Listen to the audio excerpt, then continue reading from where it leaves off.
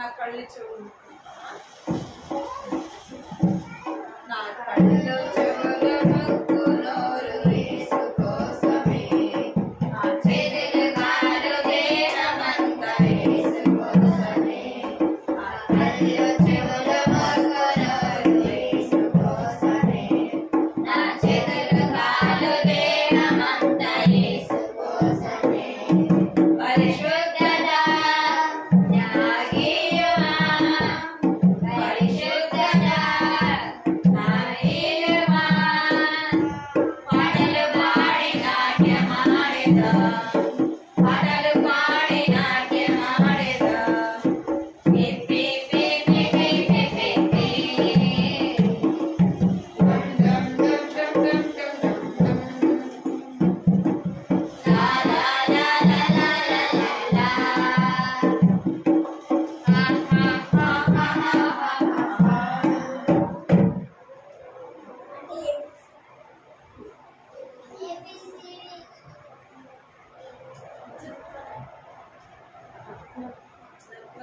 Ravi, no bit one. Hey.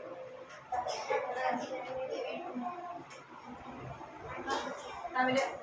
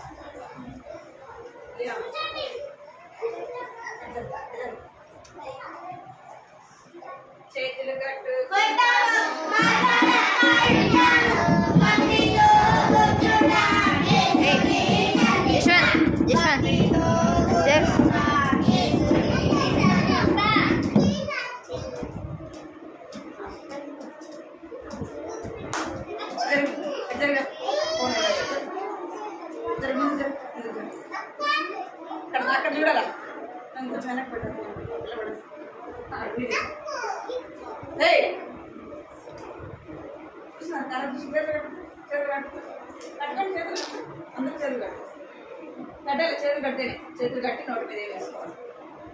ఏం చేయాలి? చేతులు కట్టుకోవాలి. రెండోది ఏం చేయాలి? నోటి మీద వేసుకోవాలి. సైలెంట్గా ఉండాలి. అర్థమైందా? ఇక్కడ ఇక్కడ ఇక్కడ ఒకటి చూస్తాను, ఇక్కడ ఒకటి చూడండి. సరేనా? ఇది సైలెంట్గా ఉంటే కొద్దిసేపులో అయిపోతుంటారు.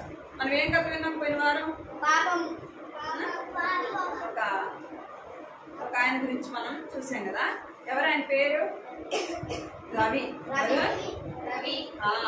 అబ్బాయి పేరు ఏం పేరంట?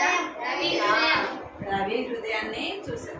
రవి హృదయంలో ఏమున్నాయి అంటే పాపము ఉంది కదా. ఇక్కడ చూడండి ఏముందంట? ఈయన ముఖం ఎలా ఉంది? నవ్వుకుంటున్నాడా? సంతోషంగా హ్యాపీగా ఉన్నాడా? ఎలా ఉన్నాడు అంటే ఎంతో దుఃఖము కదా, బాధ, దిగులు, ఇంకా ఎంతో కోపంగా ఉన్నాడు అనమాట. ఎంతో దుఃఖంతో ఉన్నాడు అంటే ఆయన ఎంతో బాధగా ఉన్నాడు అనమాట. బైబిల్లో ఏమంట ఆడుతుందంటే పాపమున్న వారి హృదయంలో ఏముండదంట? సంతోషము ఉండదు. ఏముండదు? సంతోషము ఉండదు. ఎందుకంటే పాపము మనల్ని ఏం చేస్తుందంటే నెమ్మది లేకుండా చేస్తుంది. ఏం చేస్తుంది? పాపం ఉంటే మన హృదయంలో సంతోషము ఉండదన్నమాట. సాతాను అలాగా చేస్తూ ఉంటాడు. ఇక్కడ కొన్ని జంతువులు చూసాం కదా. ఏమున్నాయి అంటే ఇక్కడ నెమలి ఉంది. మనము 3 జంతువుల గురించి ఇవాళ చూద్దాం. తర్వాత ఇప్పుడు మనము కొన్ని ఒక 3 జంతువుల గురించి చూద్దాం, సరేనా? ఫస్ట్ నెమలి. ఏది? నెమలి దేనికి గుర్తు అంటే నేను చెప్పాను కదా మీకు. దేనికి గుర్తు? గర్వానికి గుర్తు కదా. దేనికి గుర్తు? గర్వానికి గుర్తు. ఎందుకు అంటే నెమలి ఎందుకు గర్విస్తుందంటే నెమలి చాలా అందంగా ఉంటుంది. చాలా అందంగా ఉంటుంది. ఇంకా మనం కూడా అనేక సార్లు ఏం చేస్తుంటాం అంటే గర్వించే వారముగా ఉంటాము. దేన్ని బట్టి గర్విస్తామంటే చదువుని బట్టి గర్విస్తాము, ఇంకా అందాన్ని బట్టి గర్విస్తాము, ఇంకా మంచి ఉద్యోగం ఉంటే గర్విస్తాము, మంచి స్థానంలో ఉంటే. ఇక్కడ చూడాలి, మంచి స్థానంలో ఉంటే ఏం చేస్తాం? మంచి జాబ్ ఉండి, మంచి ఇల్లు ఉండి కదా, చాలా అందంగా ఉండి చక్కగా చదువుకుంటున్నాం అనుకోండి, ఎట్లా ఉంటాం మనం? మనలో ఒకలాంటి గర్వం అనేది వస్తుంది. గర్వంగా ఉంటా ఎవరికి ఇష్టం లేదు? ఎవరికి ఇష్టం లేదు? దేవునికి ఇష్టం లేదు. ఎవరికి ఇష్టం లేదు? గర్విస్తులు అంటే దేవునికి ఇష్టం లేదు. అందుకే మనం పాట పాడాం కదా. అది ఏ పాట అంటే చక్కని పాపం నీవైనా చక్కని బాబు నీవైనా, ఆ పాట పాడాం కదా. దేవుడు ఏం కోరుకున్నాడంట? దీన మనసునే కోరుకున్నాడు. దీనుల చెంతే దీన మనసునే ఆయన కోరాడు. దీనుల చెంతే ఎవరు ఉండేది? యేసయ్య దీన మనసును కోరాడు, దీనుల చెంతే ఉంటాడు. అంటే నాశనానికి ముందు ఏం నడుస్తుందంట? ఇక్కడ చూడాలి, ఇంకా వెళ్తురు వచ్చింది కదా, ఇక్కడ చూడండి. అంటే నాశనానికి ముందు అంటే మనకు కీడు అపాయం రాకమునుపు మనం ఏం చేస్తామంటే గర్వంగా నడుస్తాము. ఆ విధంగా మనం గర్వంగా నడుచు ద్వారా మనలో ఏమొస్తుందంటే పాపము వస్తుంది. ఏమొస్తుంది? గర్విష్ఠులు దేవునికి ఇష్టం లేదు. గర్విష్ఠులు ఎవరికి ఇష్టం లేదు? దేవునికి ఇష్టం లేదు. అందుకే సాతాను దేవుని దూత లూసిఫర్. ఎవరు చెప్పండి? ఎవరు? లూసిఫర్ అనే యొక్క దేవదూత దేవుని దగ్గర ఉండేది. ఇక్కడ చూడాలి మీరు, దేవుని దగ్గర ఉండేది అనమాట. అంటే పరలోకంలో ఉన్న దేవదూతలు అందరికంటే కూడా లూసిఫర్ యొక్క దేవదూత తన యొక్క ప్రాధాన్యత అంటే అందరికంటే కూడా పెద్దవాడు. ఎవరు చెప్పండి? లూసిఫర్ అనే దేవదూత అనమాట. ఈ లూసిఫర్ దేవదూతకి ఏమొచ్చిందంటే, అరే నేను యేసు ప్రభు కూర్చున్న ఇక సింహాసనం మీద కూర్చుంటే బాగుండు, నేను అక్కడ ఉంటే బాగుండు అనుకునిందంట. ఎక్కడ ఉండాలంట? యేసు ప్రభు స్థానంలో తను కూర్చోవాలనుకుంది. ఎవరు? దేవుడు ఏం చేస్తున్నాడంటే తను గర్వించింది కాబట్టి ఆ గర్వాన్ని బట్టి ఏం చేయబడింది అంటే పరలోకం. ఇక్కడ చూడాలి మీరు పిల్లలు, పరలోకం నుంచి త్రోసివేయబడుతూ వచ్చింది. ఎవరు చెప్పండి? లూసిఫర్ దేవదూత గర్వించడం ద్వారా ఏం చేయబడిందంటే భూలోకానికి త్రోసివేయబడింది. మనం అందుకే మనం ఏం చేయాలంటే దేవుని బిడ్డలు సరి కూర్చో మనం దేవుని పిల్లలుగా మనకి ఏముండకూడదు చెప్పాలి, ఏముండకూడదు? గర్వము ఉండకూడదు. మనం ఏం కలిగి ఉండాలంటే దీన మనసు కలిగి ఉండాలి, గర్వంగా ఉండకూడదు. గర్విష్ఠులు దేవునికి ఇష్టం లేదు, గర్విష్ఠులు దేవుని రాజ్యంలోకి వెళ్ళలేరు. అర్థమైందా మీకు? నెమలి దేనికి గుర్తు చెప్పండి, చెప్పాలి, దేనికి గుర్తు? గర్వానికి గుర్తు. మనం గర్వంగా ఉంటే దేవుడు మనల్ని ఇష్టపడడు, మనం దేవుని రాజ్యంలోకి వెళ్ళలేము. అర్థమైందా? మనం ఎలా ఉండాలా? గర్విష్ఠులముగా ఉండకూడదు. మనం ఏముండాలంటే తగ్గింపు కలిగి ఉండాలన్నమాట. మనం తగ్గించుకున్నప్పుడు దేవుడు మనల్ని ఏం చేస్తాడంటే మన ఎడల సంతోషించేవాడుగా ఉంటాడు. మనము దేవుని బిడలముగా చేపడతాం. దేవుని బిడలు గర్విష్ఠులుగా ఉండట ఆయనకి ఇష్టము లేదు. అర్థమైందా? మనలో ఏముండకూడదు? గర్వంగా మనం ఎప్పుడు కూడా ఉండకూడదు. అర్థమైందా? రెండోది ఏముందంటే మేక. ఏదది? రెండోది చెప్పండి. మేక. మేక దేని గుర్తు అంటే అపవిత్రతకు గుర్తు, అంటే వ్యభిచారానికి గుర్తు, చెడుకి గుర్తు. అంటే చెడు సంబంధమైనవి అన్నిటికీ దేని గుర్తు అంటే మేక గుర్తు అన్నమాట. అంటే మన హృదయము ఏమై ఉండాలా? దేవుని ఆలయమై ఉండాలా. పాపం మన హృదయంలో ఉంటే దేవుడు మనలో ఉండడు. దేవుడు మన హృదయంలో ఉన్నవన్నీ కూడా బయట నుంచి మనకు హృదయంలోకి వెళ్ళేటి మనిషిని అపవిత్రపరచవు. కానీ మనలో నోటిలో నుండి వచ్చేటి, మన హృదయంలో నుండి వచ్చేటివి మనల్ని ఏం చేస్తాయంట? ఏం చేస్తాయి? పాపంలో మనల్ని పడవేస్తాయి. అర్థమైందా? సాతాను మనలో ఉంటే ఏం చేస్తాడంటే పాపము మన చేత ఏం చేస్తాడంట? పాపము చేస్తాడు. సాతాను మన మీద కూర్చొని మన మీద అధికారము చేస్తాడు. మేక దేనికి గుర్తంట? పాపానికి గుర్తు, అంటే ఇచ్చలవిడిగైన జీవితానికి గుర్తు. ఇచ్చలవిడైన జీవితానికి గుర్తు. ఇక్కడ చూడండి, ఈయన ఒక ధనవంతుడు అనే ఆయన ఉన్నాడు. కనిపిస్తుందా మీకు? కనిపిస్తుందా? ఒక ధనవంతుడు ఉన్నాడు అనమాట. చాలా డబ్బు ఉంది ఆయనకి, మంచి ఇల్లు ఉంది, మంచి హోదా ఉంది, మంచి స్థానంలో ఆయన ఉన్నాడు. ఆయన ఏం చేస్తున్నాడంటే ఏం చేస్తున్నాడు? ఇక్కడ చాయ్ తాగుతున్నాడు. ఏం చేస్తున్నాడు? మందు తాగుతున్నాడు. అర్థమైందా? అప్పట్లో వాళ్ళు ఏం తాగేవాళ్ళంటే ద్రాక్ష రసము తాగేవాళ్ళు అనమాట. ద్రాక్ష రసము ఎక్కువ తాగితే ఏమైపోతుంది? వాళ్ళకు కూడా మత్తు ఎక్కిపోతుంది. అర్థమైందా మీకు? ద్రాక్ష రసం ఎక్కువ తాగితే ఏమొస్తుంది? మత్తు వస్తుంది అనమాట. అలాగే ఇంకేం చేస్తున్నాడంటే ఇచ్చలవిడిగా ఆయన ఎక్కడ చూడాలి మీరు? ఇచ్చలవిడిగా ఏం చేస్తున్నాడంట? పాపము చేస్తున్నాడు. ఏం చేస్తున్నాడు ఆయన? దేవుని భయం లేకుండా పాపము చేస్తున్నాడు. ఇష్టానుసారముగా తినడం, తాగడం, తిరగడం. ఏం చేస్తున్నాడంట? ఇష్టానుసారంగా తినడం, తాగడము, తిరగడం అట్లా అంతా చేస్తున్నాడు.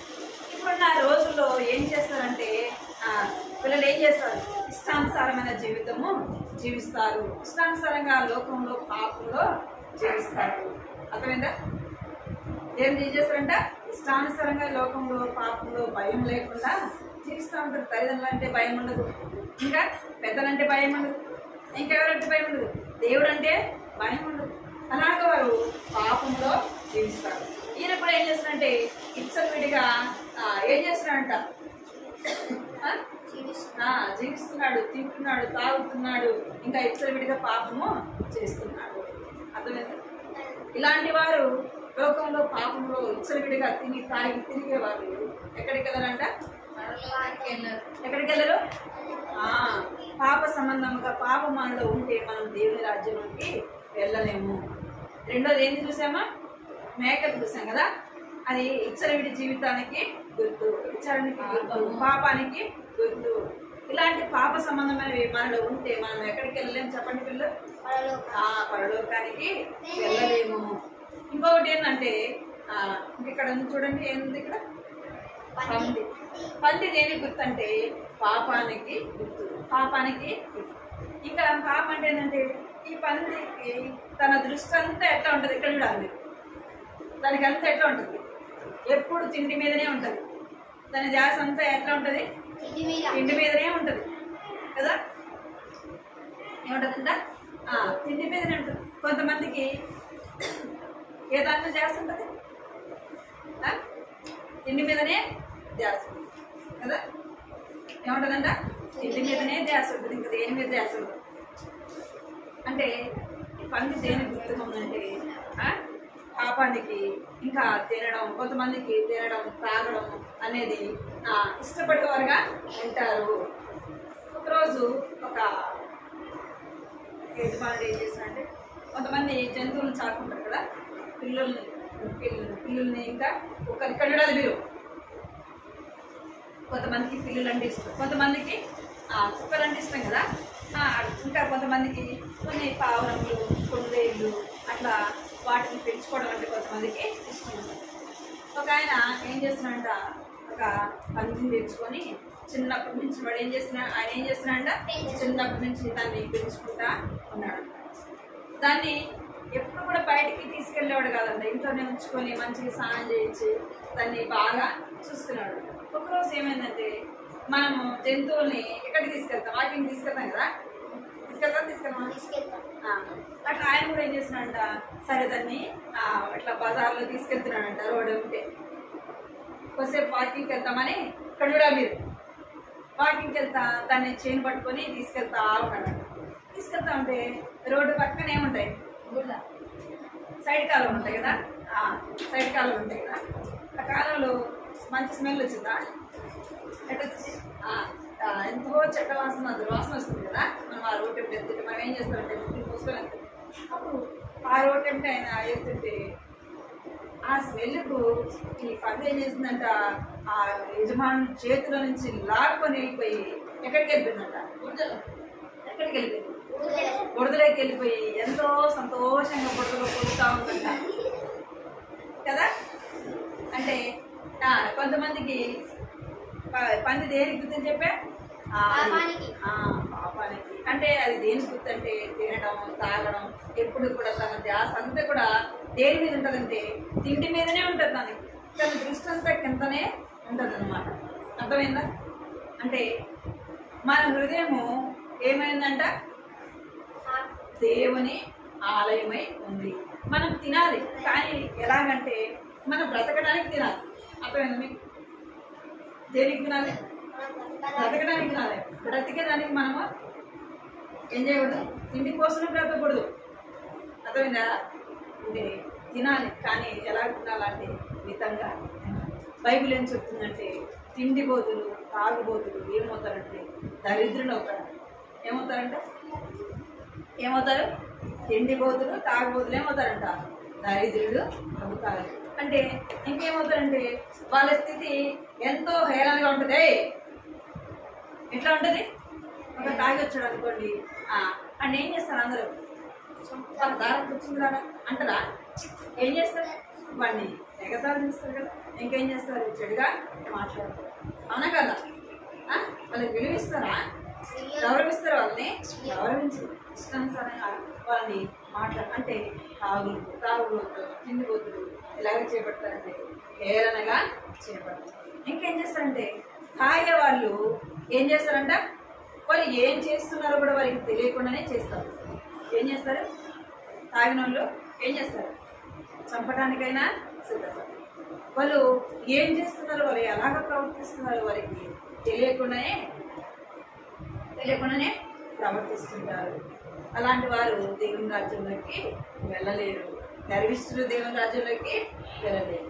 ఇంకా పాపంలో విచ్చలవిడిగా జీవించేవారు ఏం చేయలేరు? దేవుని రాజ్యంలోకి వెళ్ళలేరు. తిండిబోతులు త్రాగుబోతులు ఎక్కడికి వెళ్ళలేరంట? దేవుని రాజ్యానికి వెళ్ళలేరు. మన హృదయము దేవునికి ఆలయము. మన హృదయం ఏంటి చెప్పండి? మన హృదయం ఏంది? దేవుని ఆలయము. ఆ ఆలయంలో ఎవరుంటారా? ఆ ఆలయంలో ఎవరుంటారు చెప్పండి? యేసయ్య ఉండాలి. మన హృదయంలో ఎవరుండాలంటే యేసయ్య ఉండాలి. మన హృదయంలో నెమలిలాగా ఇంకా మేకలాగా పందిలాగా ఉంటే మన హృదయం ఎట్లా ఉంటుంది? పాపముతో ఉండాలి. ఇవి మనం కలిగి ఉన్నప్పుడు మన హృదయం ఎలాగ ఉండాలంటే ఏం చేయాలి? తెల్లగా మన హృదయం ఉండాలంటే యేసు రక్తంతో మన పాపాలన్నీ కూడా ఏం చేయాలా? కడుక్కోవాలా.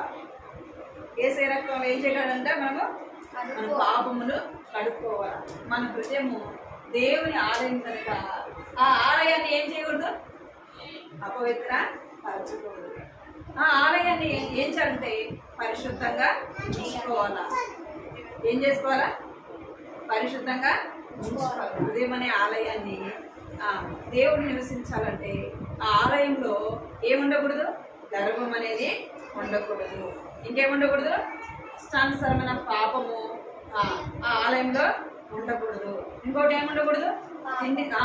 తిండి తాగుడుపోతనం, ఇంకా ఇచ్చడిగా జీవితము మనము జీవించకూడదు. ఈ మూడు మనలో హృదయంలో ఉంటే దేవుని రాజ్యంలోకి మనము వెళ్ళలేము. అర్థమైందా? ఈ మూడు మన హృదయంలో ఉంటే ఎక్కడికి వెళ్ళలేము? దేవుని రాజ్యంలోకి వెళ్ళలేము. మన హృదయం ఎలా ఉండాలంటే పరిశుద్ధమైనదిగా ఉండాలి, పవిత్రమైనదిగా ఉండాలి. ఎందుకంటే దేవుడు మన హృదయంలో నివసించాలంటే మన హృదయం ఎలా ఉండాలంటే శుభ్రం చేయబడి ఉండాలా. యేసు రక్తంలో కడగబడి ఉండాలా. కడతగిన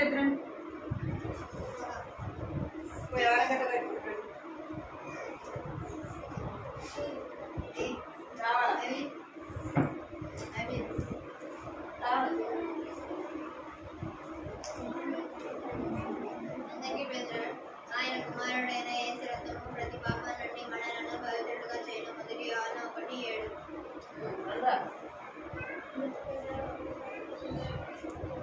ఆయన కుమారుడైన యేసు రక్తముతో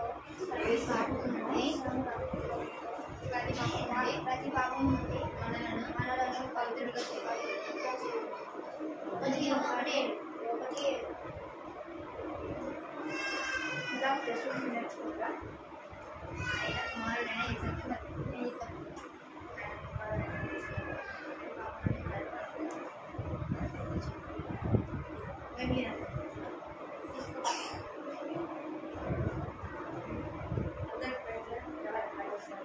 ఆయన కుమారుడైన యేసు ప్రతి పాపం నుండి పవిత్రులుగా మనలను పవిత్రులుగా చేయడం. ప్రతి పాపం నుండి మనలను పవిత్రులుగా చేయడం.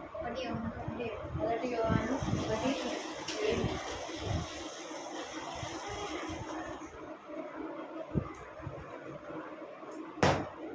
ఎవరు చెప్పారు?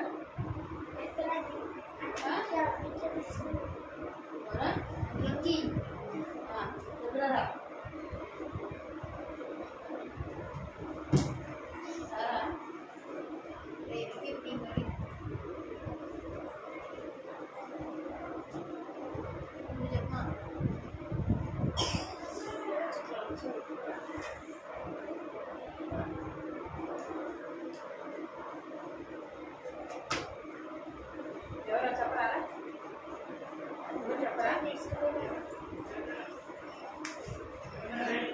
సరే కూర్చోమని ఫోన్ పడేసి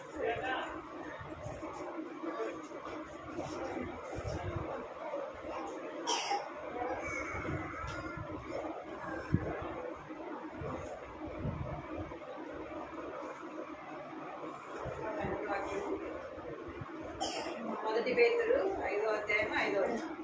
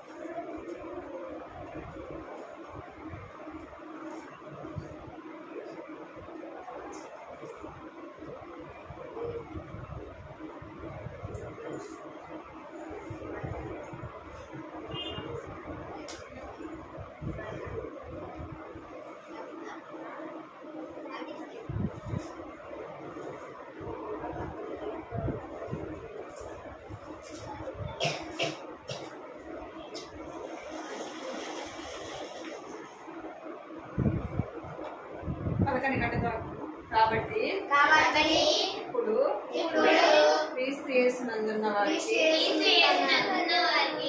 ఏ శిక్షా విధియు లేదు. కాబట్టి ఇప్పుడు క్రీస్తు యేసునందున్న వారికి ఏ శిక్షా విధియు లేదు. రోమా రాష్ట్ర పత్రిక 8వ అధ్యాయము 1వ వచనము.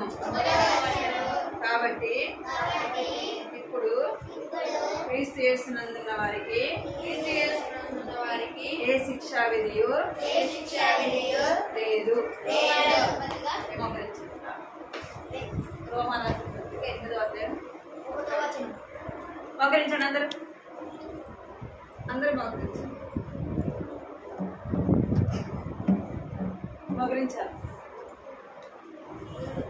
మోకరించాలి అందరూ.